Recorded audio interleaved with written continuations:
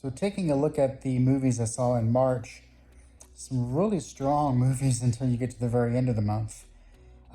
Started off by seeing, I, I was terrible with this title on my review out of the theater, but Operation Fortune Ruse de Guerre.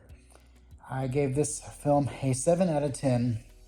I thought it was a lot of fun. I thought it was really good. It could have been better. Yeah, it felt like it could have been better. Maybe if it had maybe more time on the shooting schedule, or maybe a little bit better of a stronger script. But I really did enjoy it. I appreciated seeing Josh Hartnett, and he almost stole every scene that he was in. I really enjoy seeing Jason Statham in a leading role.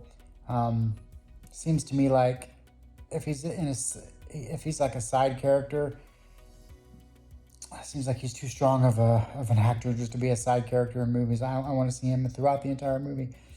Um, but I felt that it was a little too quirky, probably for audiences, and maybe that's why it was not marketed very well. Because I barely even heard of the movie until like a couple of weeks before it came out, and it has such a strong cast and director and everything.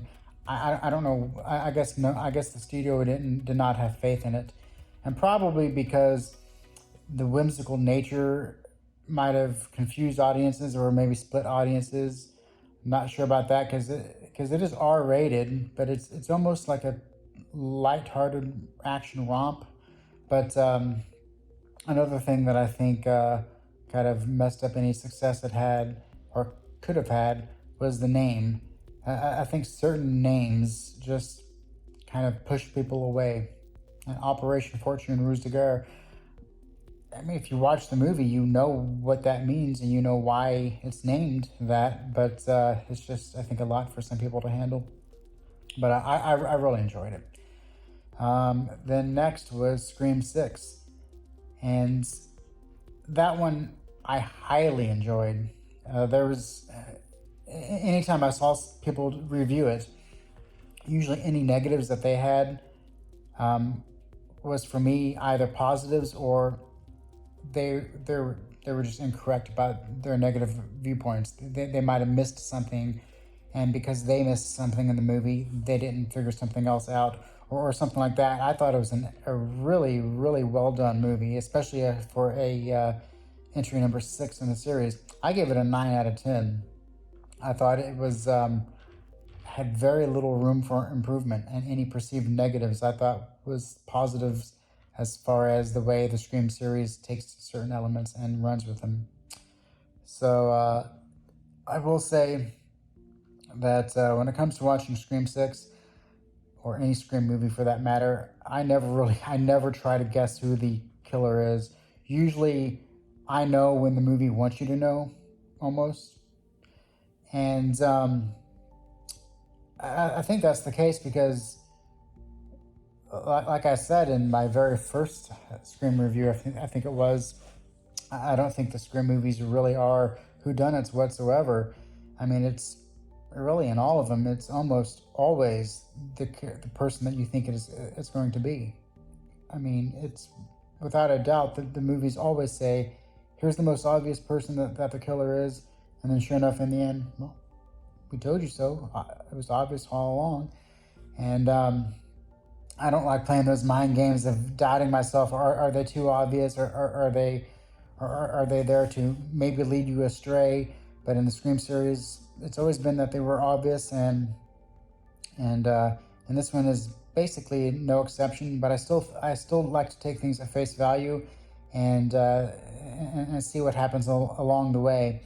And I really did like how, like for instance, there's a negative of, I wish I was better with remembering characters' names, but the one female roommate with the red hair, one of the killers, the sister, it was like, it was obvious that she was not killed in that one scene because just the way it looked, and the way this happened, and you really didn't see it. And so, and you know that at one point it always seems like a killer is killed, but then they come back, and that happens in most of the Scream movies. So it was stupid writing, because it was obvious that she was the killer. And when I watched that in the movie theater, that was just one of those scenes, one of many Scream scenes that people think that they're one-upping the writer or something. And it's like, no, that's pretty much how they want you to think. They want Scream fans to recognize certain things, and know the tropes of the series. And I just took it as, gosh, there's a very good chance she could be the killer, and there's a very good chance that that scene was a fake death of hers. But then again, maybe it's not. I don't like to try and think about things like that, because especially the first time I watch a movie, I just like to watch it and just enjoy it, and let the movie kind of guide me a little bit more, unless it's like a mystery that I need to try and figure out or something like that. Then you do want to be involved a little bit more in the thinking process of it. But with Scream, I think they just want you to sit back and just let things happen and enjoy what's happening. So yeah, it's really a strong movie. And then follow that up with John Wick Chapter 4, which was another 9 out of 10 for me. I thought that it stretched more limits of what the first John Wick was doing, because each movie has, gotten longer in length. They've gotten a little bit more longer with the action scenes, and have barely spread the story and the, if you want to call it, the John Wick world out a little bit more each time. And I appreciated how there was like over 2.5 hours, maybe 2 hours and 45 minutes or so of mostly yet again action. But what the John Wick series gets correct is not only is the action well choreographed and easy to follow, but you're always wondering about, well, what scene is going to happen as far as the scenery of the action. Is it going to be a giant set of steps? Is it going to be in Japan in this club area? Is it going to be, well, there's going to be a scene with really loud music where John Wick is killing people, and the dancers seemingly don't care or don't see or something. But the freshness of each action scene keeps the viewer interested.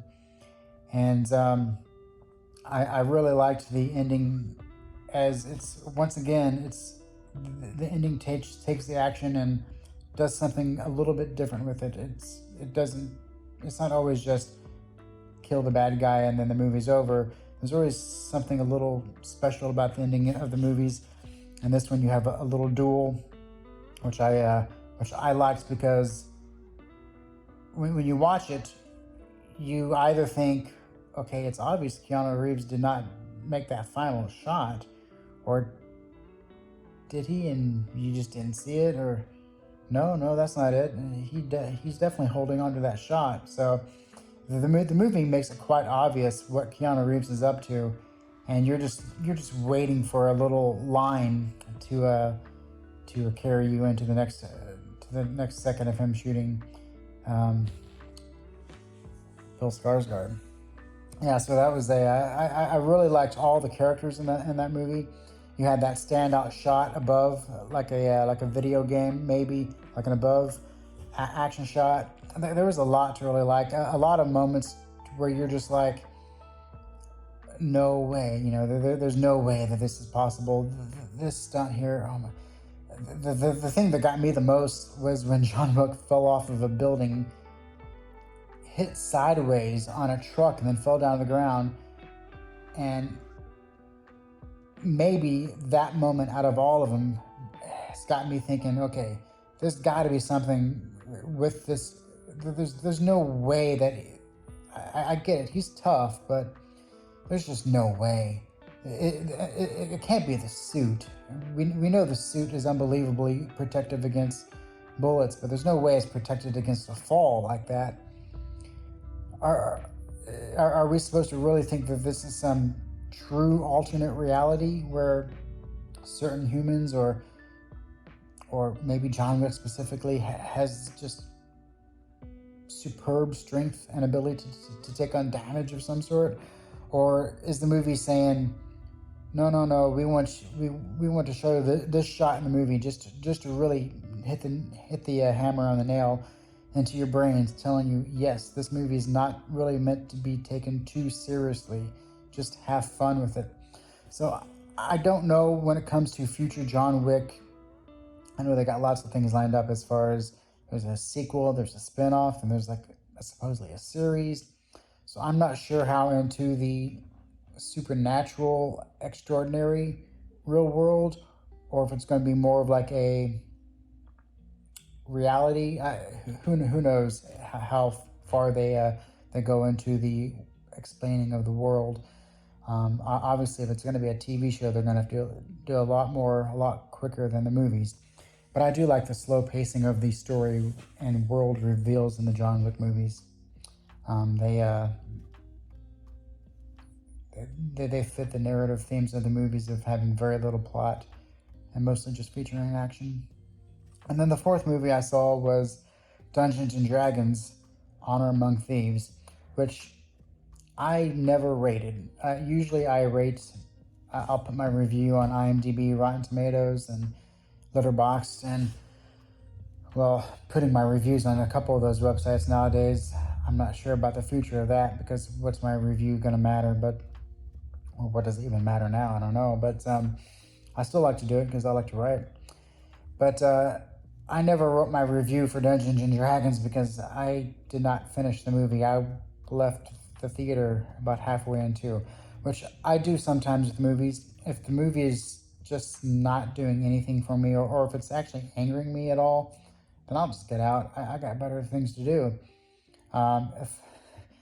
If this turns into something where I'm paid to do this, then I will sit through the entire thing, especially if anyone ever requests me to see something that I was not going to plan on seeing anyway, if anyone cares about my reviews that much.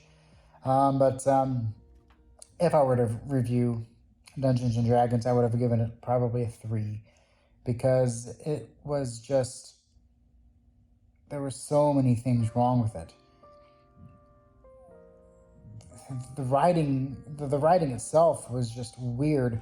There was moments to where you could almost get into what's going on, but then other moments that made you feel like the writers just didn't care. They were just kind of trying to get to the next scene and not trying to stick to any type of feel. Because at some points I felt like it was just a kind of almost a satire of movies that take place in the medieval periods, but then sometimes I felt that it was serious, and I never could take the movie seriously when I was watching it. But that's part of the problem. Another part is just things would happen that would just take me totally out of the film. Like the very beginning, they're setting it up that they're waiting for Thomas or whoever it was, whatever that animal thing that flew in there at the last second was, but they were delaying that thing getting there, delaying it, and the payoff for a joke that was being set up was just non-existent almost. They were gonna grant their parole or whatever they were gonna do anyway. So it was, I mean, it was for nothing. And yeah, I get it. It's kind of funny that they would have got out free anyway, but they ended up busting out of there. But the worst part was they get on the animal, they fly out of there, they crash land, and then they just leave him there. Oh, he's breathing, but okay, let's see him, bye. Let's leave him for, I guess, the other people to come and grab and imprison him for helping free people escape. The whole scene just, I didn't know what to make of it, especially since our two leads of the movie just ditched their good friend who came in there to rescue them. But yeah, scenes like that just seem to happen, just moments that would just take me out of the movie and make me wonder, did they think this through? I mean, it's like halfway thought out jokes and halfway thought out scenarios and scenes, and Hugh Grant, he popped in there and he tried to do his best to make the movie good. He was one of the great things about Operation Fortune that I saw earlier in the month, and now I'm watching him in this, and he thinks he's in the serious movie at one point. Then when his character turns bad, now he's in the goofy movie. I don't know. I don't know if any of that makes sense of how, like, it seemed like the characters were not written as humans. They were just written for, they're going to serve the purpose of the scenes, and whatever goofy thing that's going to be made up in this somewhat serious scene to clash with, we'll just have the characters react. And I don't watch trailers much, but I do. When I heard the trailer for Dungeons and Dragons, I must have heard that trailer 7 times while watching other movies. I did know that it was capped off by, like, some trailers do this, where the trailer will end, then there'll be like a 10-second exchange from a scene that's funny. And it's supposed to, of course, make everyone who watches the trailer end with a nice laugh, and of course make them want to go see the movie. And apparently, I don't know if that's the best scene in the movie or not. It was an okay scene. It was kind of funny what was going on with it. But then again, that was another one of those scenes to where they're like, he's just a jerk to one of the dead guys. He doesn't finish asking him questions, right? And then he leaves him there to start talking to himself. And once again, I'm like, this whole scene, the entire scene ends up being nothing is gained in this scene. Not one thing. They're like, it's like they learn nothing, unless I'm forgetting something. Because can it be that bad that this whole 5-minute segment was for absolute nothing? But I remember them leaving just kind of bummed out that they didn't get the answer that they wanted, and then they were real jerks to the. And I kept on thinking, are these heroes that you're supposed to be rooting for? Because they do kind of nasty things to one another sometimes. It's like they never really want to trust one another, especially since one of them is the main villain in the movie. But isn't there a different main villain? There's like 2 or 3 villains. Then there's a couple of characters that you don't know if they're villains or not. Then they turn out to be okay. There's just a whole bunch of half characters and half ideas. And I better stop talking about this movie, because obviously my least favorite one of the month is the one I'm talking about the most, because just bad movies infuriate me sometimes, especially when seemingly most everyone who went and saw it seemed to enjoy it for the most part, and you didn't get too many people talking negatively about it. And I'm thinking,